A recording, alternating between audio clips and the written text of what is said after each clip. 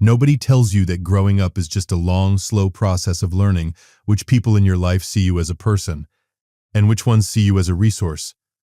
Some people figure that out in their 20s. I figured it out at 11:52 on a Tuesday night in March 2024, when my phone lit up on my kitchen counter and my sister told me, not asked, told me, that her kids were coming over in the morning. My name is Charles Becker. I'm 28 years old.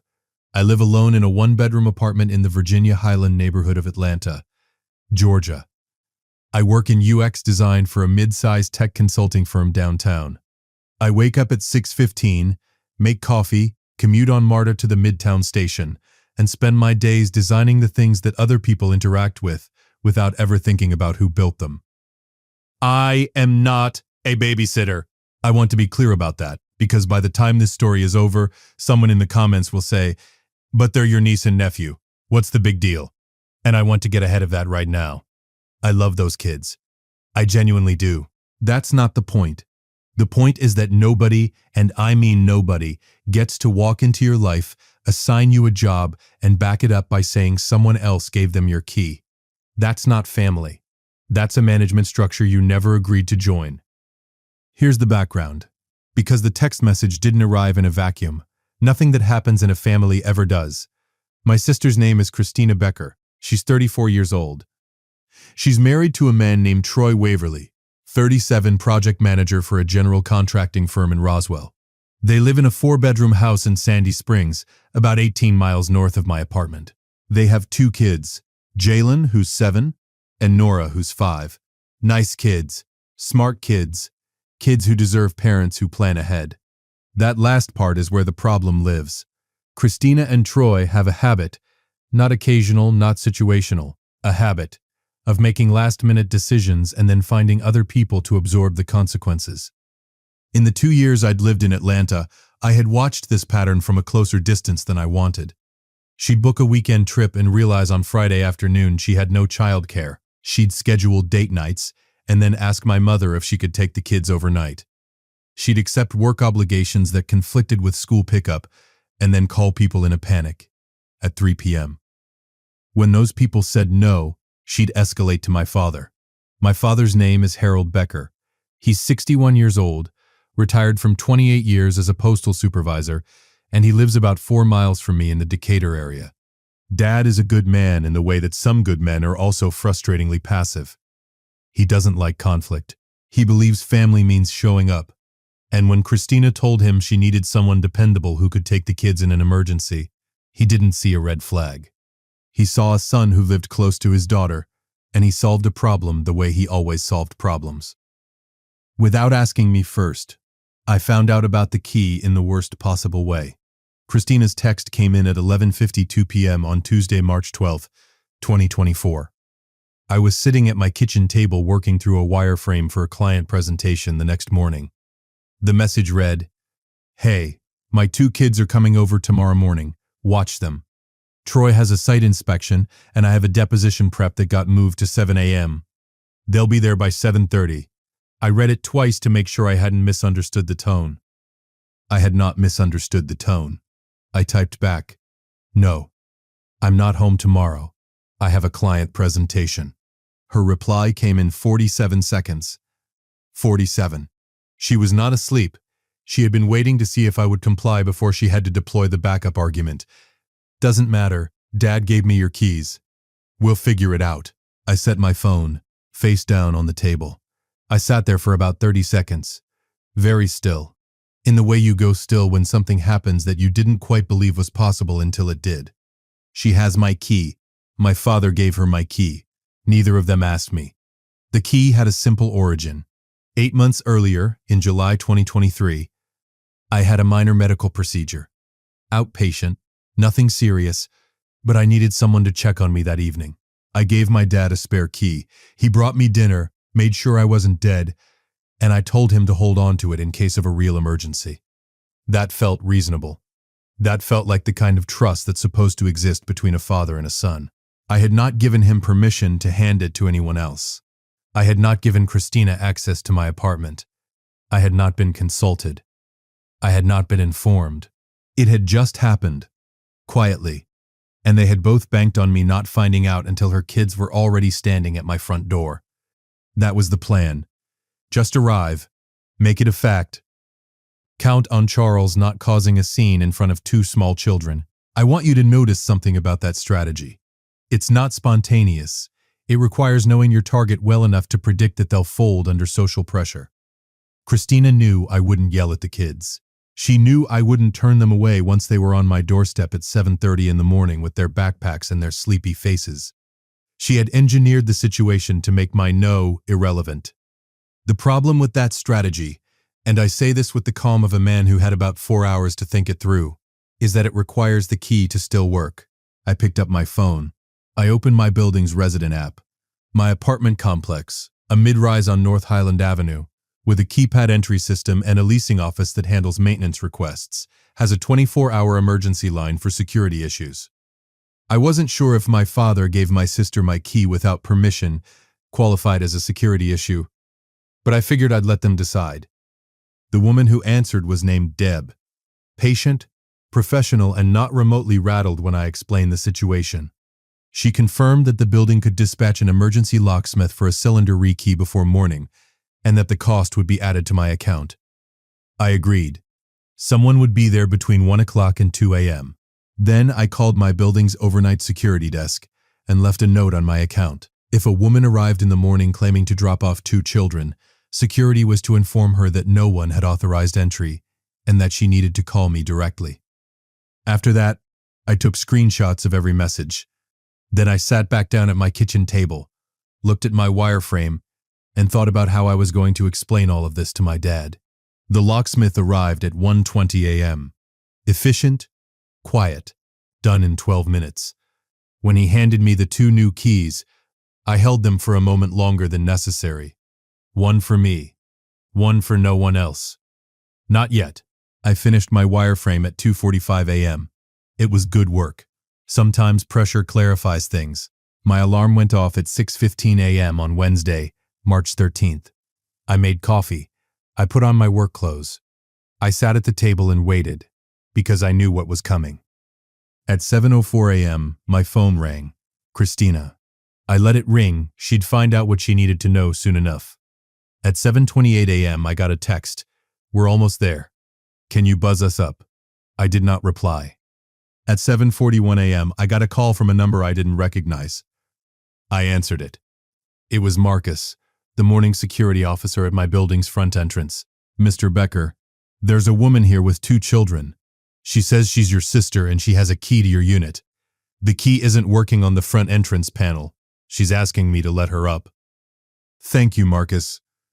Please let her know I'm aware she's there and that she'll need to reach me by phone if she needs to speak with me. Copy that.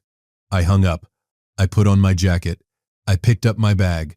I had a presentation in 2 hours and a MARTA train to catch. I want to be honest about something. Standing in my kitchen in those few minutes before I walked out, I felt the pull. That familiar, low-grade guilt that comes from being in a family where being helpful is treated like a character trait you were assigned at birth. Those are real kids downstairs. They're confused. Nora's probably cold. Jalen's probably hungry. I thought about all of that. And then I thought about Christina, planning this from her couch last night, typing that message with the calm certainty that I would open my door and absorb her problem because she had arranged it, so I had no other choice. I walked out. I found out what happened at the building entrance from Marcus when I came home that evening. Christina had tried the key twice, once on the outer panel, once directly in the callbox override slot that older buildings still have. Neither worked. She had then called my phone 4 times. I had it on silent during my presentation, which went well, by the way. According to Marcus, she stood in the entrance alcove for about 12 minutes before she called Troy. Troy, who was already at his site inspection in Roswell, could not leave. She had then called someone, he wasn't sure who, and eventually left with the kids. Jalen had asked Marcus if he knew where I was. Marcus told him I wasn't available. Jalen apparently nodded seriously and said, "That happens with Uncle Charlie sometimes." I nearly smiled when Marcus told me that. 7 years old, and already more understanding about it than his mother. My phone, by the time I got it off silent at noon, had 6 missed calls, 3 from Christina, One from Troy, one from a number I recognized as Christina's mother-in-law, Brenda Waverly, who had apparently ended up taking the kids, and one from my father. I called my dad back first. That was always going to be the conversation that mattered most. My father answered on the second ring. He has a specific voice he uses when he knows he's done something he shouldn't have. A slightly lower register, slower than usual, like he's choosing each word the way you'd choose your footing on a slippery surface. He used that voice when my name came out of him. Charles. Hey, Dad. A pause. Your sister called me. I figured she might. Another pause. Longer. She's upset. I know. The kids had to go to Brenda's. I know that too. There was a silence on the line that I let sit. My father is a man who fills silence eventually, and I had learned a long time ago that patience was a better tool than pressure when it came to him. I was standing outside the MARTA station at 5 Points, briefcase in hand, watching pigeons ignore each other on the sidewalk. Finally, his voice came back smaller than usual. I should have told you I gave her the key. Yeah, Dad. You should have. Your sister told me it was for emergencies. A babysitting conflict at 11:52 at night isn't an emergency. It's a scheduling failure. He let out a long breath. I know. I handled that wrong. This was the part I had been thinking about all day, because my father wasn't malicious. He wasn't scheming. He was a 61-year-old man who had spent 30 years as a mediator between other people's problems, and he had applied that same instinct to his own children in a way that was well-intentioned and genuinely harmful. Dad, I kept my voice even. You gave someone a key to my apartment without telling me. That's not a small thing. That's my home. I understand. If Christina had used that key to walk in when I was there, or when I wasn't there, and something happened, I would have had no legal footing. She wasn't on my lease. She wasn't on my approved entry list. Nobody knew she had access, except the two of you. Another long pause. I didn't think about it that way. I know you didn't. I wasn't trying to punish him. I genuinely believed he hadn't thought about it that way. That was the problem. I need you to understand that giving someone access to my apartment is my decision, not yours. Not Christina's. Mine. He was quiet for a moment. Then, in a smaller voice than usual, are you going to change the locks? Already done. Last night. He made a sound that might have been a sigh or might have been something else. Okay. That's fair. That was enough from him for one conversation. My dad doesn't do grand confessions. He does small, quiet acknowledgments, and this was one of them. I took it. Christina, however, was a different conversation entirely. She called me again at 6:45 p.m., and this time I answered. She didn't start with hello either. She started with, do you have any idea how embarrassing that was? I sat down on my couch. Here we go. Which part? I asked. Standing in the lobby of your building with 2 children while your security guard told me you weren't available. Jalen was asking questions the entire time. Charles. He didn't understand why he couldn't go up. That sounds really hard. And I meant it, in the flat, factual way that you mean something without agreeing with the conclusion someone else is building from it. Are you serious right now? Christina. I kept my voice steady. What time did you text me last night? Silence. What time? It was late. It was 11:52 p.m. And you didn't ask me. You told me. And then when I refused, you told me it didn't matter because Dad gave you my key. I needed help. You needed someone to absorb a problem you created by not planning ahead. Those aren't the same thing. You're being dramatic. They're your niece and nephew. I know who they are. I also know that Jalen being at Brenda's house this morning is not my fault. It's a direct consequence of you not arranging childcare for a commitment you knew about in advance. I could hear her breathing change. Sharper. The way it does when she's deciding whether to get angrier or shift tactics. She shifted tactics. Mom is very upset with you. And there it was. The escalation I had been waiting for. In our family, if Christina couldn't win an argument directly, she imported reinforcements. Mom can call me herself? Anything else? You think this is funny? I think it's Wednesday, and I have a full day of work tomorrow, and I need to eat dinner. I'm going to go do that. Charles, Christina, I kept it simple. I love Jalen and Nora. I'm happy to be involved in their lives in ways that we actually planned together. What happened last night, the late text, the demand, the key, all of it, is not something I'm going to accept as normal. So if you want to talk about what that looks like going forward, I'm here for that conversation. But not tonight. She hung up. I made pasta. My mother called the next morning. Her name is Vivian Becker. 59, retired middle school teacher, and a woman whose ability to frame any situation as a character test for the person she disagrees with is genuinely impressive. She opened with, "I raised you better than this." I had made a second cup of coffee specifically for this conversation. "Good morning, Mom." "Do not good morning me. Christina called me crying last night. Troy called me. Brenda called me. You embarrassed the entire family over a babysitting request." It wasn't a request. That's the part everyone keeps skipping over. She needed help. She needed help at midnight after making a plan that required me to accept it without being consulted, using a key that Dad gave her without telling me. That's not asking for help. That's drafting me. "You sound so cold.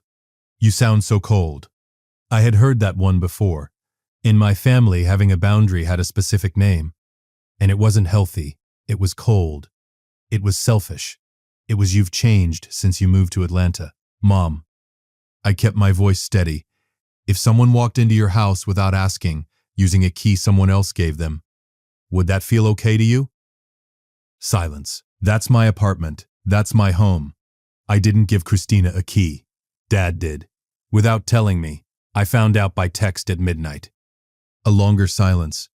"Harold told me what he did. He admitted it was wrong." "I know. We talked. Christina is your sister, and she still doesn't get to walk into my apartment without my permission." Those things are both true at the same time. My mother didn't answer that. She shifted the way she always did when the logical ground got too firm.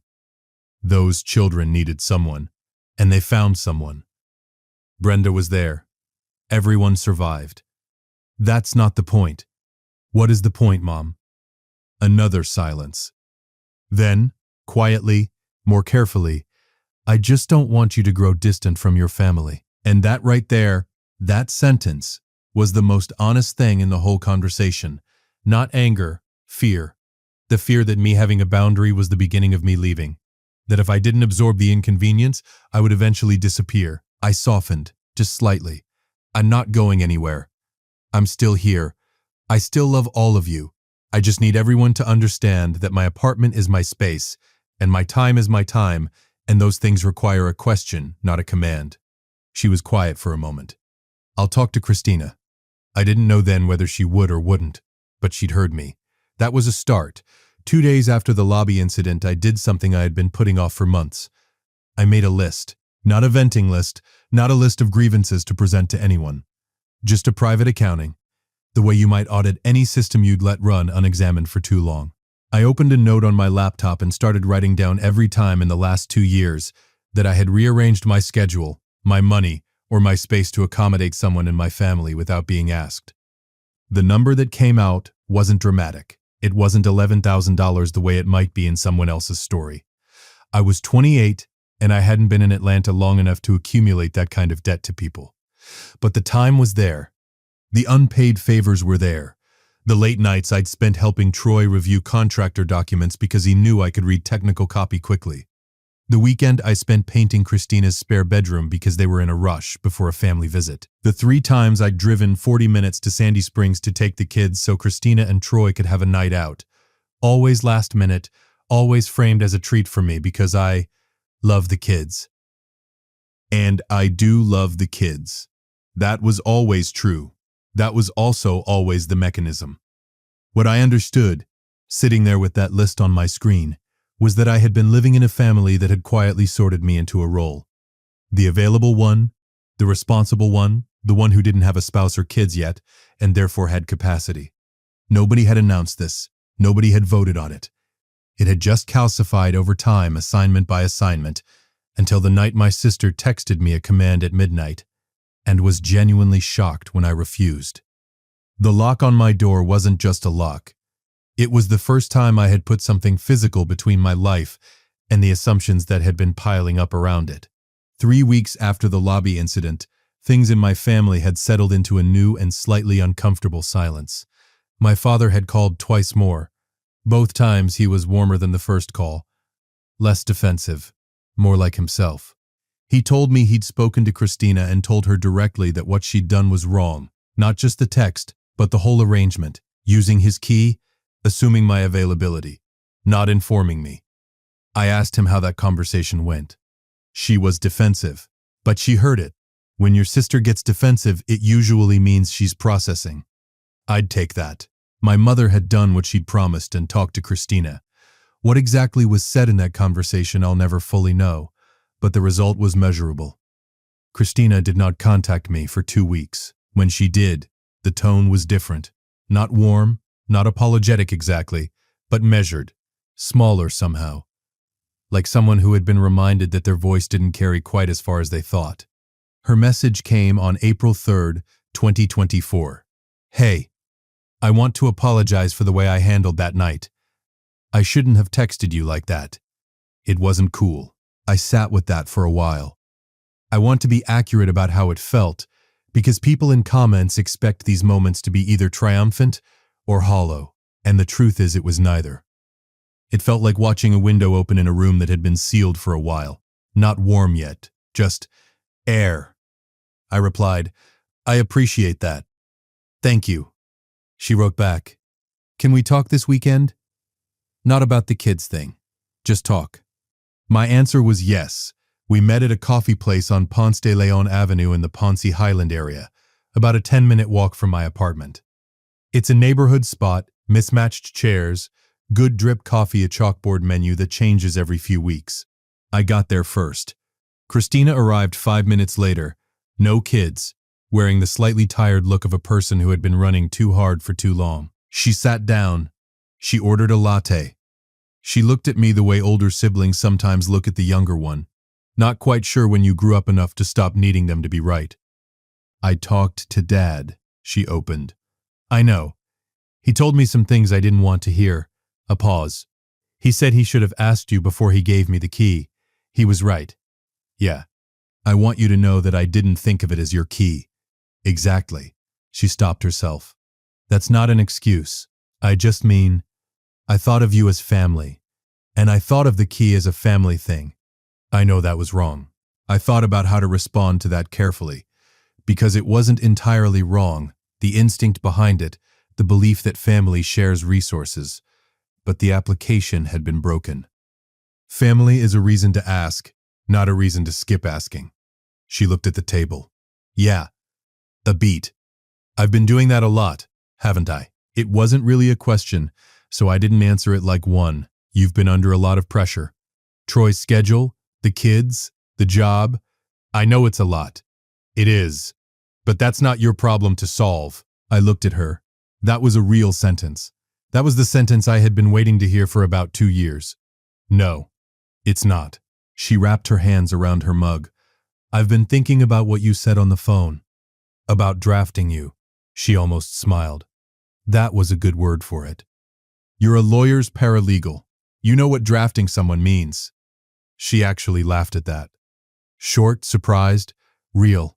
The first easy moment between us in a month. I'm going to do better. That's all I need. And I meant it. I want to use this part of the story to talk about something that doesn't get enough airtime when people discuss family dynamics and personal boundaries. And I think it matters, especially for people in their 20s who are newly independent and navigating exactly what I was navigating. When you're the youngest sibling, or the single one, or the one without kids yet, you often become the family's lowest stakes ask. You're the one with flexibility. You're the one who can help out. And if you've been raised to be responsible and caring, which are genuinely good traits, those traits get quietly borrowed by the people around you and returned as obligations. Nobody does this consciously, usually. Christina wasn't a villain. My dad wasn't trying to violate my privacy. My mother wasn't trying to gaslight me. They were operating on a pattern that had never been interrupted, and so it kept running. What I did the night I changed my locks wasn't dramatic. I didn't yell. I didn't threaten. I didn't post anything publicly or send a family group chat manifesto. I just interrupted the pattern. And when you interrupt a pattern that people have come to rely on, the first response is always going to look like anger or betrayal or hurt. That's not evidence that you were wrong. That's just what disruption looks like before adjustment. What I learned, and what I'd want anyone in a similar situation to hear, is that protecting your space is not the same as withdrawing your love. These are separate things that families sometimes conflate, because it's easier to say you don't care about us than it is to say, I relied on you without asking and now I have to adjust. Consent matters inside families too. Privacy matters inside families. Your apartment, your schedule, your money, these are yours. Choosing who has access to them isn't selfishness. It's self-respect. And self-respect modeled clearly and consistently teaches the people around you something important. That you are not an unlimited access. That there are terms. That love doesn't mean unlimited access. That's not a cold lesson. That's a healthy one.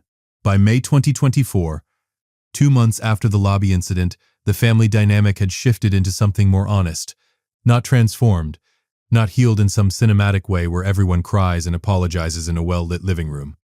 Just more honest. My dad and I had started having Sunday phone calls. Short, easy ones. Sports, weather, what we'd been cooking. Once he asked me how to reset his router, and we spent 20 minutes on it together.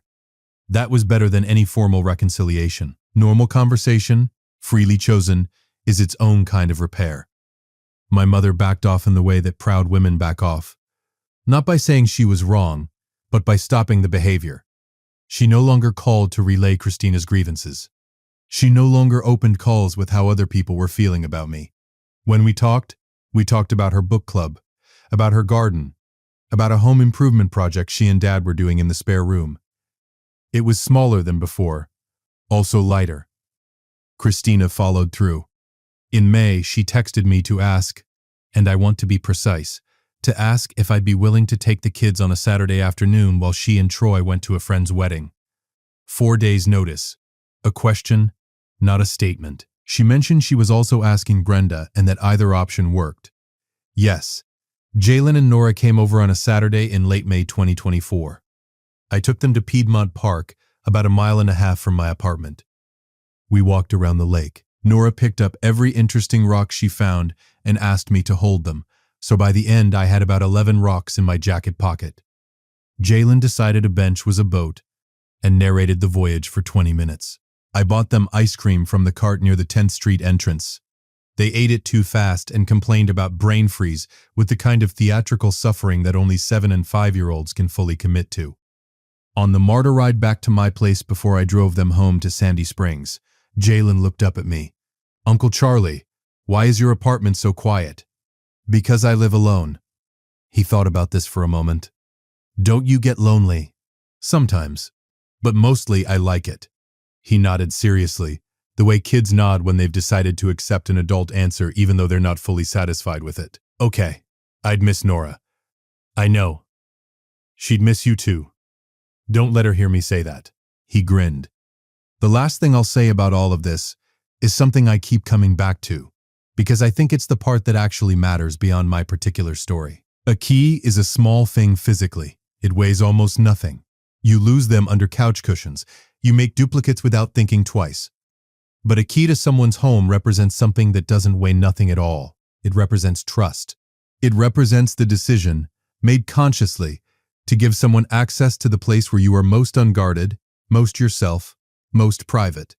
When my dad gave Christina my key without asking me, he didn't just hand her a piece of metal. He made a decision about my privacy on my behalf. He decided that his convenience, not having to mediate the conversation, not having to deal with potential conflict, was worth more than my right to choose who enters my home. He didn't mean it that way. I believe that absolutely. But intention doesn't change impact. The door still opens. What I did by changing the locks wasn't about being petty or punishing anyone. It was about restoring something that had been taken quietly and without notice. My right to decide. If you're listening to this and something in it sounds familiar, if you've got a family member who volunteers your time, borrows your space, or bypasses your answers by going around you to someone else, I want you to know something. The discomfort you feel when you first say no is not a sign that you're doing something wrong. It's the sound of a pattern breaking. It's loud at first. It gets quieter, and on the other side of it, if you do the work, is something worth having.